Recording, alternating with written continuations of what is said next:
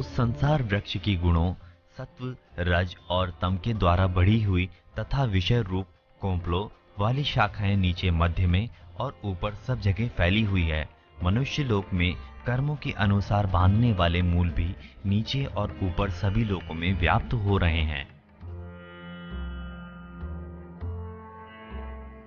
ब्रह्मलोक से पाताल लोक तक जितने भी लोक हैं, उनमें रहने वाले देव, मनुष्य, कीट आदि प्राणी, वे सभी संसार वृक्ष की शाखाएं हैं। गुण रूप जल इसे सींचते हैं। ऐसा कोई प्राणी नहीं है जो प्रकृति से उत्पन्न इन तीनों गुणों से रहित हो। इसलिए गुणों के संबंध से ही संसार की स्थिति है। वृक्ष के मूल से तना, तने से शाखाएं और शाखाओं से कोपलें फूटती हैं और शाखाएं आगे बढ़ती हैं। विषय चिंतन ही इस वृक्ष की कोपलें हैं। जैसे कोपलें तो दिखती हैं, किंतु उनमें उनको सींचने वाला जल नहीं दिखता है, ऐसे ही शब्द आदि विषय तो दिखते हैं पर उनमें गुण नहीं दिखते। अतः विषयों से ही गुण जाने जाते हैं। इन पदों से कहा गया है कि ऊर्ध्व मूल भगवान से संसार वृक्ष की शाखाएं नीचे सब ओर फैली हुई हैं। इसमें मनुष्य योनि रूप शाखा ही मुख्य शाखा है। नए कर्मों का अधिकार तो मनुष्य योनि में ही है, बाकी सब शाखाएं तो भोग योनियां हैं। ये नियम है कि जहां से बंधन होता है वहीं से छुटकारा होता है। जैसे रस्सी की गांठ जहां लगी है वहीं से वो खुलती है। मनुष्य योनि में ही जीव कर्मों से बनता है, अतः मनुष्य योनि में ही वो मुक्त हो सकता है।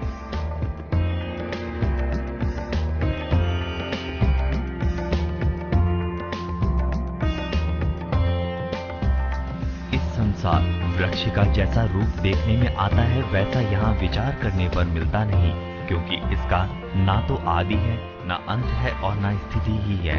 इसलिए इस दृढ़ मूलों वाले संसार रूप अश्वत्थ वृक्ष को दृढ़ असंगत रूप शास्त्र के द्वारा काटकर जब तक संसार से तादात्म्य, ममता और कामना का संबंध है, तब तक मनुष्य काम और भोग के परायण होते हैं। उस संसार का जो सुख बुद्धि वाला रूप हमने मान रखा है वैसा उपलब्ध नहीं होता। वो तो दुख रूप और नाशवान मिलता है। संसार से संबंध मानकर भोगों को भोगते हुए हम इसके आदि, मध्य और अंत को ढूंढना चाहें तो कोल्हू के बैल की तरह कुछ भी हाथ नहीं लगेगा। इसका पता आज तक कोई वैज्ञानिक नहीं लगा सका है और ना ही लगा सकता है। वास्तव में इसको ढूंढने की आवश्यकता भी नहीं।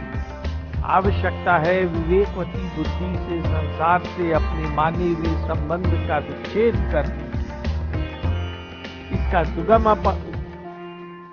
सुगम उपाय है संसार से प्राप्त मन, बुद्धि, इंद्रियां, शरीर, धन, संपत्ति आदि को अपना तथा अपने लिए ना मानकर संसार की या कृष्ण की सेवा में लगा दें। व्यक्ति, पदार्थ, क्रिया आदि में राग, ममता होने से सांसारिक बंधन अत्यधिक दृढ़ होता चला जाता है। धन में ममता होने से धन की प्राप्ति में उसे बहुत अधिक सुख का अनुभव होता है। अभिमान आ जाता है उससे। धन के नाश से वो अपना नाश मानने लगता है। लोभ के बढ़ जाने से धन की प्राप्ति के लिए वो अन्याय, पाप आदि न करने लायक काम भी करने लगता है। लोभ और अधिक बढ़ने पर उसे दृढ़ विश्वास हो जाता है कि झूठ, कपट, बेईमानी के बिना धन कमाया ही नहीं जा सकता। उसे ध्यान नहीं रहता कि पाप से कमाया धन तो शरीर के साथ यहीं छूट जाएगा, किंतु झूठ, कपट, पाप आदि भाव तो मेरे साथ जाएंगे। इतना ही नहीं, वो दूसरों को भी प्रेरणा देने लगता है कि धन कमाने के लिए झूठ बोलना, पाप करना उचित है। इस दुर्भाव का होना ही तादात्म्य, ममता और कामना रूपी मूलों का दृढ़ होना है। कृष्ण कहते हैं ये दोष बड़े दृढ़ हैं। फिर भी इनको दृढ़ असंगता रूपी शस्त्र के द्वारा काटा जा सकता है। किसी भी स्थान, पदार्थ, व्यक्ति के प्रति आकर्षण, उनके प्राप्त होने पर सुखी होना, उनके संबंध से अपने को बड़ा मानना आदि ही उनका संग करना है। इन भावों का ना होना ही असंगता अर्थात वैराग्य है। वैराग्य के अनेक रूप हैं। धन, मकान आदि से, इनका स्वरूप से त्याग कर देने पर भी अगर मन में उनका महत्व बना हुआ है और मैं त्यागी हूं ऐसा अभिमान है, तो वास्तव में ये वैराग्य नहीं है। दूसरा वैराग्य का रूप माता पिता, स्त्री, पुत्र, भाई आदि से। तीसरा वास्तविक वैराग्य शरीर से होता है। ये शरीर ही संसार का बीज है, अतः शरीर से संबंध मानने से संपूर्ण संसार से संबंध बना रहता है। शरीर से तादात्म्य न रहने से ही शरीर से वैराग्य है। इस अहमता के त्याग के लिए पहले मान, प्रतिष्ठा, पूजा, धन, कामना आदि का त्याग करना चाहिए। इनके त्याग के बाद भी शरीर के नाम से ममता रहने के कारण मरने के बाद भी यश, कीर्ति आदि की सूक्ष्म कामनाएं रह जाती हैं।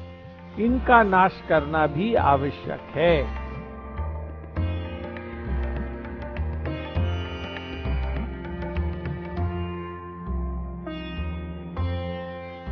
उसके बाद उस परम पद परमात्मा की खोज करनी चाहिए, जिसको प्राप्त हुए मनुष्य फिर लौटकर संसार में नहीं आते और जिससे अनादिकाल से चली आने वाली यह सृष्टि विस्तार को प्राप्त हुई है। उस आदि पुरुष परमात्मा के ही मैं शरण हूँ।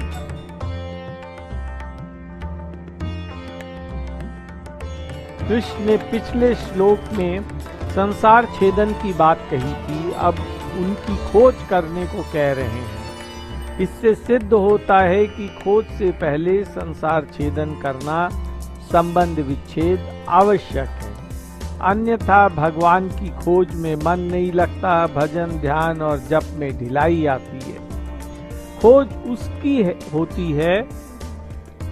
उसकी होती है जिसका अस्तित्व पहले से ही है। भगवान सर्वत्र व्याप्त हैं, अतः उन्हें ढूंढने के लिए किसी साधन विशेष की आवश्यकता नहीं है। जो संसार अपना नहीं है और कभी भी अपना हो नहीं सकता, उसके आश्रय का त्याग करना है, और जो परमात्मा सदा से अपने हैं, उनका आश्रय लेना ही उनकी खोज करना है। कृष्ण की शरण होने का तात्पर्य है अपने कहलाने वाले शरीर, मन, बुद्धि, इंद्रियां, अहम, धन, परिवार आदि सबके सब पदार्थों को कृष्ण को अर्पण कर देना, अर्थात उनमें अपनापन हटा लेना।